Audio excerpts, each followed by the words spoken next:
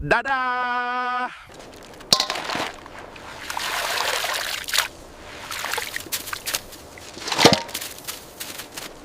မင်္ဂလာပါကျွန်တော်တို့ပြန်ဆောင်ကြရပြန်ပြီဒီနေ့အရန်အေးတယ်ကဲဒီနေ့ကတော့ချင်းပေါင်ကြောနဲ့စားမှာဖြစ်ပါတယ်စားကြပါ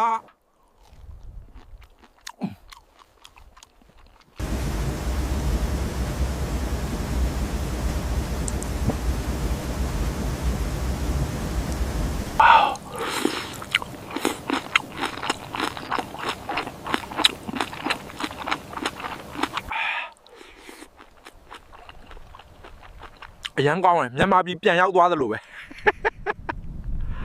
ဒီချင်းပေါင်ကြောကကျွန်တော်မိမ့်မဲ့အတွက်ဟင်းချက်ဗီဒီယိုရိုက်တဲ့ bro ရောင်းတာစားကျင်နေပြီမလားတနာပါတယ်ဝယ်မစားနိုင်ရှာဘူး